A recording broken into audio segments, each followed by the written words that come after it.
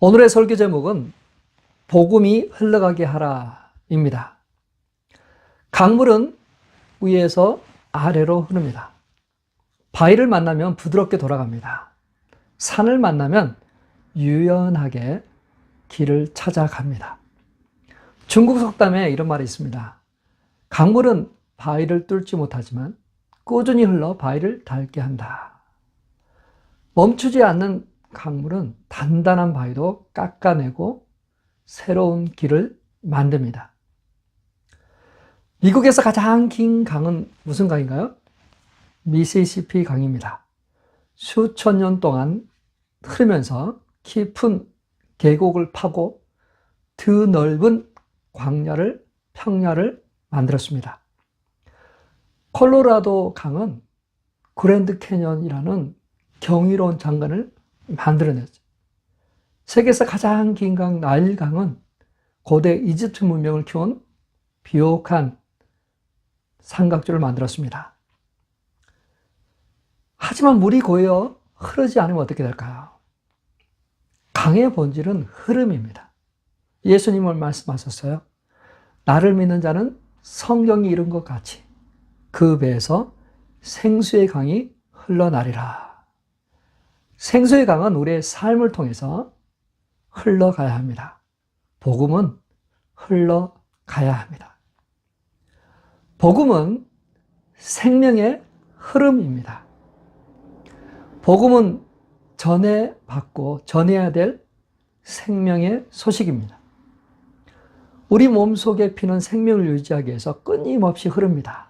잠을 자는 동안에도 흐릅니다. 쉬지 않고 산소와 세포와 영양분을 공급합니다. 피가 멈추면 생명이 위험해지죠. 강물이 고이면 부패합니다. 복음도 마찬가지입니다. 멈추면 생명이 약해져요. 그래서 복음은 우리의 삶을 통해서 강물처럼 흘러가야 합니다. 바울은 고린도전서 15장에서 말합니다. 형제들아, 내가 너희에게 전한 복음을 너희에게 알게 하노니 이는 너희가 받은 것이요 또 그 위에 서 있는 것이라. 너희가 만일 내가 전한 그 말을 굳게 잡고 헛되이 믿지 아니하였으면 이로 말미암아 구원을 받으리라. 바울은 복음이 사람의 뜻이 아니라 하나님의 계시에 의해 주어졌다고 강조합니다. 그는 다메섹 길에서 예수님을 만나 복음을 알게 되었습니다. 그리고 그는 고린도 교회에 전했습니다. 그리고 전해진 그 복음으로 말미암아 그들은 믿음 위에 굳게 서 있습니다. 복음은 단순한 이야기가 아니에요. 하나님의 계시. 예수님께서 제자들에게 말씀해 주셨어요. 십자가의 죽음과 부활을 예고하셨죠. 그리고 그 부활을 목격한 수많은 사람들이, 사도들이 복음을 증거했습니다. 언어와 문화의 장벽을 넘어 전해졌습니다. 우리에게도 왔습니다. 부모님을 통해서, 친구를 통해서, 또 설교자의 설교를 통해서, 간증자를 통해서 우리까지 흘러왔습니다. 복음은 개인의 마음에만 머무는 선물이 아닙니다. 이웃과 세상으로 흘러가야 돼요. 직장에서 동료들에게 흘러가야 됩니다. 따뜻한 위로와 말, 섬김을 통해서 자녀들에게 그 십자가의 은혜는 흘러가야 합니다. 왜 흘러가야 될까요? 왜 복음이 전해져야 될까요? 사람들은 생명수를 마시지 못해서 죽어가고 있습니다. 마치 물고기가 물이 없어 죽어가듯 사람들은 갈증을 느끼고 있습니다. 공허함 속에 고통하고 있습니다. 제가 훈련을 받을 때 한 장면이 기억납니다. 군대에서 정말 가스 뺑뺑이 도는데 굉장히 갈증이 나는 거예요. 근데 그 훈련받는 병사 중에 한 명이 그 갈증을 이기지 못하고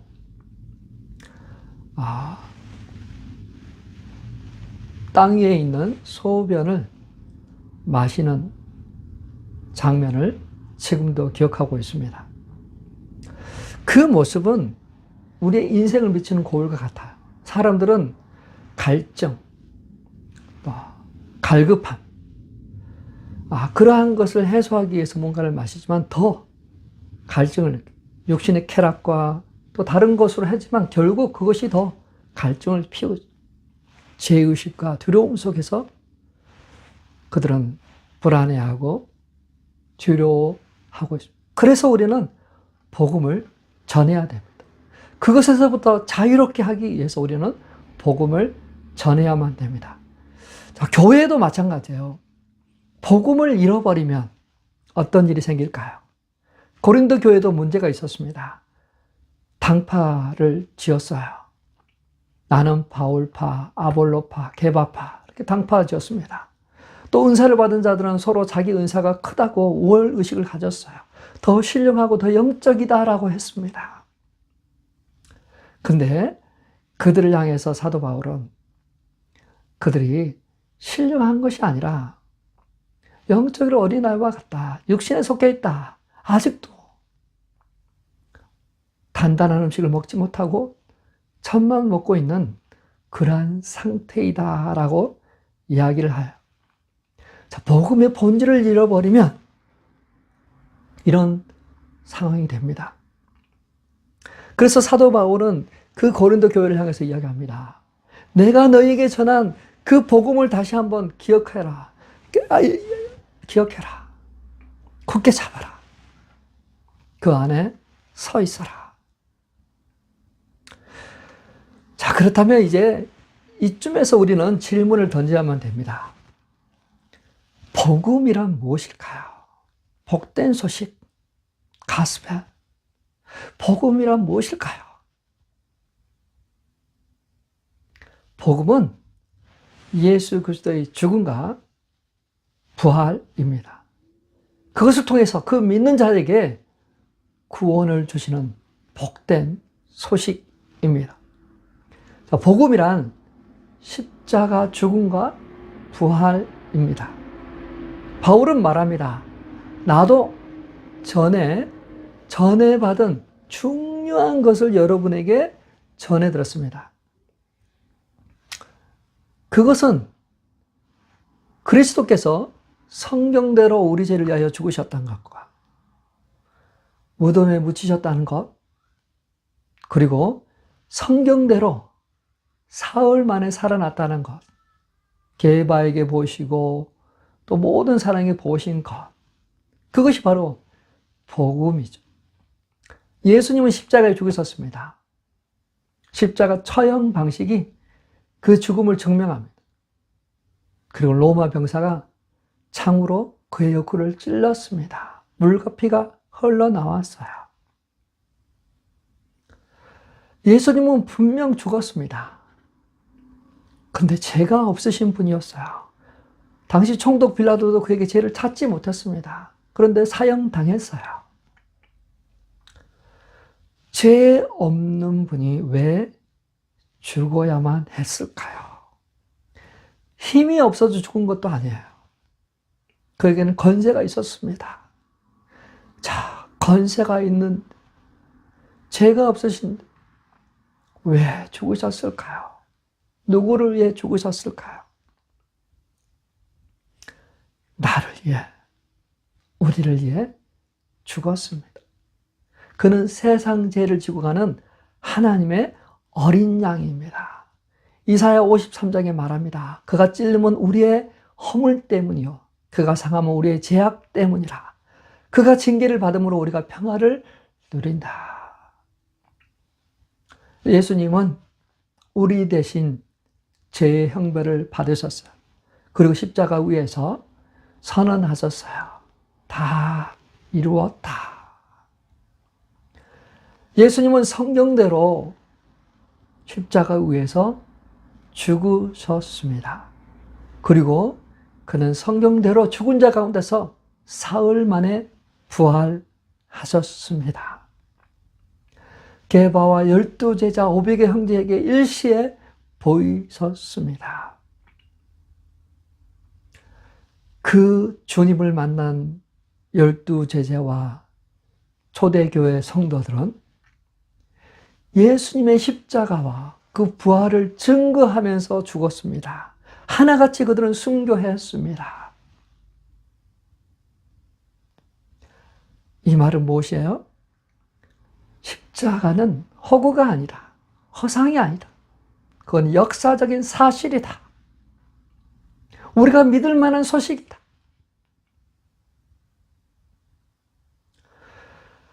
많은 사람들이 그 허구를 찾아내려고 했지만 그들은 결국 그 진리 앞에 무릎을 꿇고 예수를 영접했습니다. 복음은 단순히 사회 문제를 해결하거나 정의를 세우는 도구가 아닙니다. 자, 복음의 핵심에 대해서 다시 한번 정리할 필요가 있어요. 복음의 핵심은 요한복음 3장 16절입니다. 우리 다 아시니까 같이 한번 외워볼까요? 하나님이 세상을 이처럼 사랑하사 독생자를 주셨으니 이는 그를 믿는 자마다 멸망치 않고 영생을 얻게 하려 함이라. 자, 복음은 무엇이냐? 하나님이 우리를 사랑하신다는 것입니다. 하나님이 나를 사랑하신다는 것입니다. 죄인인 나를 사랑하셔서 나를 구원하시기 위해서 예수 그리스도를 보내셨습니다. 나 대신 십자가에 죽게 하셨습니다. 제 대가를 치르게 하셨습니다. 그리고 성경대로 그는 다시 살아났습니다. 그래서 누구든지 그를 믿는 자마다 멸망치 않고 영생을 얻게 하려 하셨습니다. 예수님을 영접하는 자, 곧 그 이름을 믿는 자들에게는 하나님의 자녀가 되는 권세를 주셨어요. 영접은 받아들인다, 믿고 마음에 모신다, 그 말이잖아요. 누구든지 내 음성을 듣고 문을 열면 내가 그에게로 들어가 그와 더불어 먹고 그는 나로 더불어 마시리라. 자, 이 구원은 사람의 행위나 노력으로 얻는 것이 아니라 하나님의 은혜로 주어지는 것이고 믿음으로 받는 것입니다. 사랑하는 성도 여러분, 예수 그리스도를 믿으십니까? 그를 영접하는 자에게 하나님의 자녀가 되는 권세를 주십니다. 복음은 우리의 행위나 노력이 아니라 하나님이 은혜로 주신 선물을 받는 것입니다. 영접의 반대는 거절이에요. 이 구원의 선물을 받으시겠습니까? 미루거나 거절하지 마십시오.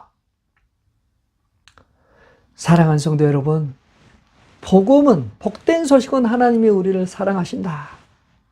그리고 예수 그리스도를 믿는 자에게 죄 용서함을 주시고 구원하신다.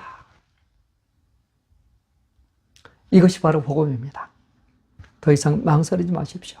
지금 예수님을 영접하십시오. 마음으로 영접하십시오. 이 구원의 선물을 받으십시오. 받기를 원하시는 분은 아멘 하시길 바랍니다. 이 구원의 선물을 받기를 원하시는 분은 아멘 하시길 바랍니다. 마음으로 믿을 뿐만 아니라 입으로 시인함으로 구원을 받길 바랍니다. 마음으로 시인하는 것이 바로 아멘, 구원 받기를 원합니다. 선물 받기를 원합니다. 나는 자격이 없고 공로가 없지만 예수님의 공로에 의지하여 나는 하나님의 자녀 되길 원합니다.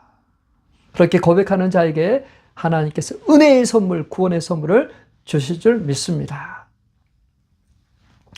생명을 살리는 강물은 흘러야 합니다. 복음은 생명을 살리는 강물입니다. 절대로 멈추지 않아야 돼요. 흘러야 돼요. 마치 911 앰뷸런스가 또 파이어 트럭이 생명을 구하기 위해서 모든 장애물을 뚫고 달리듯이 은혜의 복음도 사람들에게 전해줘야 돼요. 흘러가야 돼요. 로마서 1장 16절에 바울은 선언합니다. 내가 복음을 부끄러워하지 아니하노니 이는 모든 믿는 자의 구원을 주시는 하나님의 능력이 됨이라. 복음은 단순히 정보가 아니에요. 누구든지 믿는 자는 구원하시는 하나님의 능력입니다. 아멘. 오늘날 세상은 분열과 절망으로 가득합니다. 많은 이들이 죄와 두려움 속에서 길을 잃었습니다. 복음은 이들을 살리는 생수의 강입니다. 하지만 강물이 흐르려면 통로가 필요하잖아요. 바로 우리의 삶이 그 통로가 되어야 돼요. 복음이 흘러가는 통로가 되어야 됩니다. 가로막고 있는 장애물은 무엇일까요? 몸속 혈액이 막히면 생명이 위험해지죠. 두려움, 수치심, 바쁜 일상이 복음의 흐름을 가로막고 있습니다. 우리의 복음이 자유롭게 흐르도록 우리는 우리 자신들을 새롭게 해야 돼. 복음은 우리의 말과 행동으로 흘러갑니다. 직장에서, 사업터에서, 또 학교에서, 또 가정에서, 친구들 간에. 그래서 섬기고 사랑함을 통해서 이웃에게 전해집니다. 자녀가 병으로 절망하는 때 우리는 위로하고 예수님의 부활 소망으로 그들을 위로할 수 있습니다. 그러면 그녀는 그 슬픈 가운데서도 또 다른 사람들에게 소망을 나눠주는 그러한 자가 되겠죠. 이렇게 복음은 흘러가고 흘러가야 됩니다. 사도 바울은 감옥 속에서도 박해 속에서도 복음을 전했잖아요. 복음은 삶을 변화시키는 하나님의 능력. 예수님은 죽으셨지만 부활하셔서 믿는 자에게 영생을 주십니다.